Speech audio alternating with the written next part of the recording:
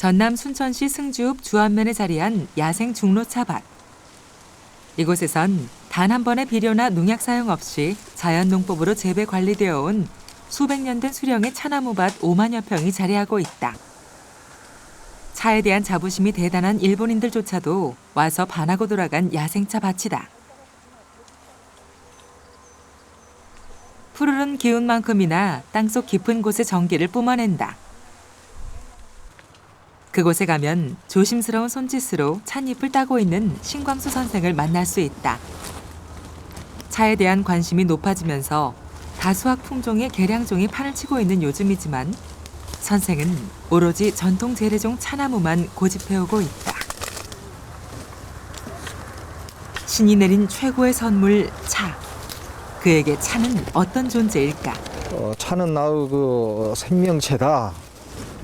생사 고비를 넘길 때마다 이렇게 차가 그 고비를 이겨내게 해줬고,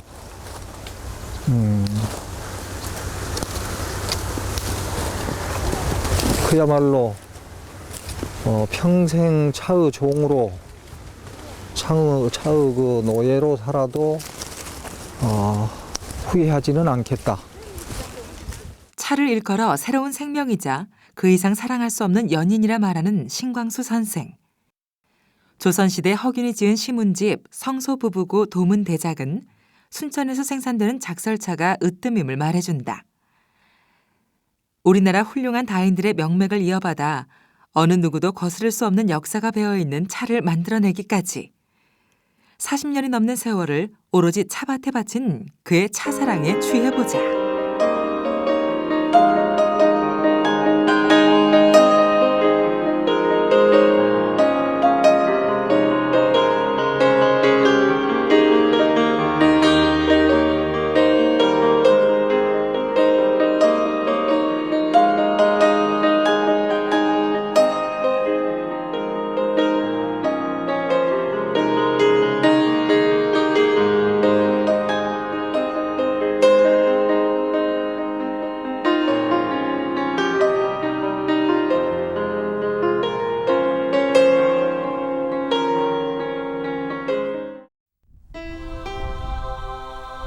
수학의 손길을 기다리고 있는 10월 중순.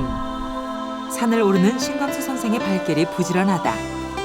찻잎 제조가 끝나 1년치 농사가 마무리됐지만 선생의 발길은 어김없이 차밭으로 향한다.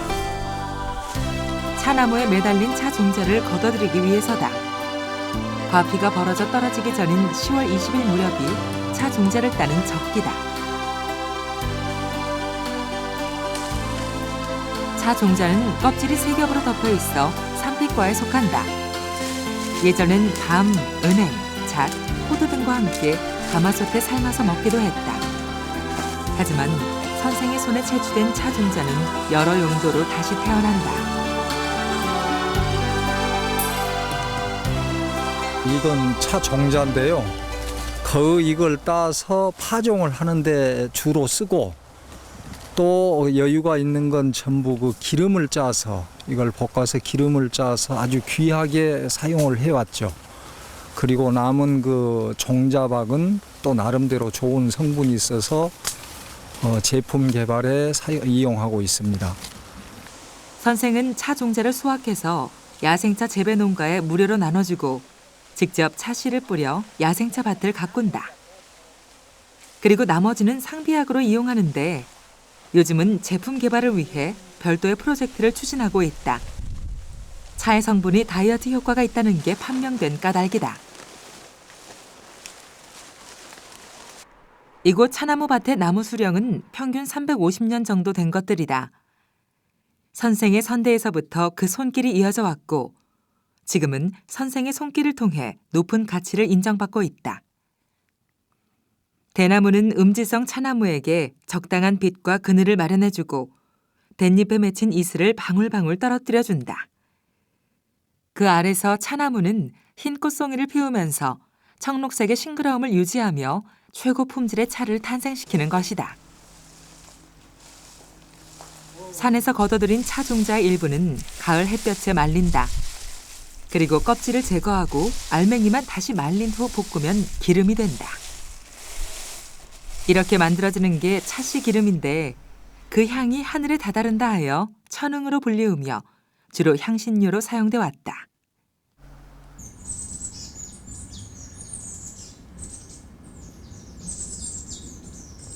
실록의 기운이 남아있을 때 정성스레 딴 찻씨를 차밭에 파종한다. 이때도 대충 찻씨를 뿌려서는 안 된다. 자칫 얕게 심었다가는 겨울 추위에 들떠 찻씨가 얼거나 썩어버린다.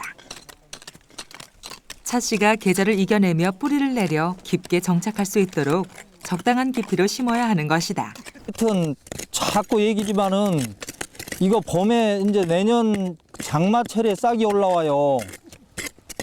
그러니까 겨울에 이게 땅이 들뜨고 그러니까 땅 그 깊이 묻어야 된다는 소리고, 봄에 가물면 전부 그 씨가 드러나버려. 겨울에 들떠가지고. 그러니까 깊이 넣어서 흙을 좀 많이 덮어야 돼요. 차나무는 주위의 수종과 조화를 잘 이루도록 하는 게 무엇보다 중요하다. 그래서 찻씨 파종이 끝나면 주변엔 대나무나 박달나무를 심는다. 차나무와 조화를 이룰 수 있는 나무이기 때문이다.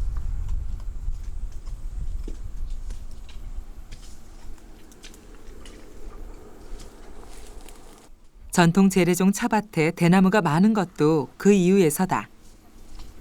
심근성 차나무란 생산량은 비교적 좀 적지만은 진향, 차가 가지고 있는 생리를 그대로 유지시켜줘서 차가 가지고 있는 진향, 그것을 느끼게 할 수 있는 것이 뿌리 깊은 차나무에서 얻어질 수 있는 것이죠. 그 우리차라고 하는 것은 그 본성이 다 심근성인데 19세기 이후에 이렇게 다량 생산 품종으로 개량된 것들이 우리나라 전역의 90% 이상을 차지하고 있는 게 좀 안타깝기도 합니다. 계량종과 재래종은 그 뿌리 모양과 길이에서부터 확연한 차이를 드러낸다. 잔뿌리가 많고 땅속 깊이 들어가지 못하는 계량종 차나무와 달리 재래종 차나무는 심근성 생리가 그대로 유지돼 곧은 뿌리를 땅속 깊이 내린다.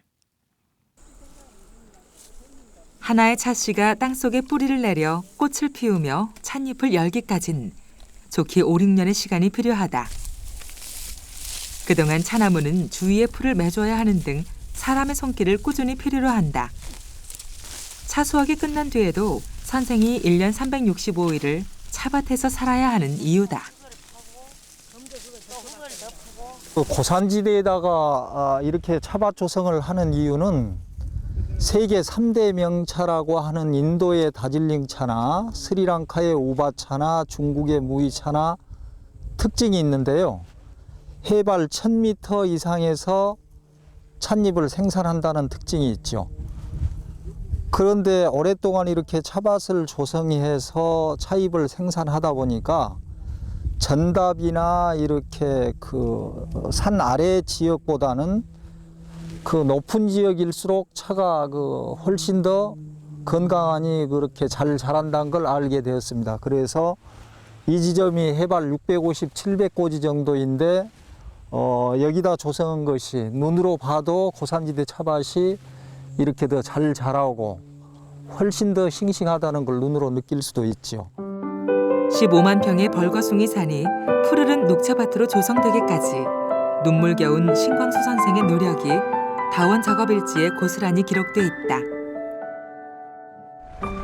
그가 가장 먼저 시작한 일은 첩첩산 중에 길을 내면서 옆으로는 돌담을 쌓아 올리는 거였다.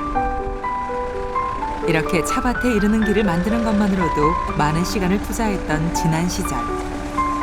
이해할 수 없다며 바라보는 주위의 시선도 아랑곳하지 않을 수 있었던 이유는 오로지 차는 거짓말을 하지 않는다는 믿음이 있었기 때문이었다. 그 세월 동안 구석구석 선생의 손길이 안 미친 곳이 없었다. 그의 고집스러운 흔적은 건강하게 잘 자라고 있는 차나무가 여실히 말해준다. 그리고 7년 후 삭막하기만 했던 민둥산이 최고의 명차 재배지로 거듭난 것이다. 그런데 그냥 물 끓이면서 방해없어. 그랬더니 올라왔죠. 선생은 현장에서 마을 주민들과 생사고락을 함께하며 작업을 해왔다.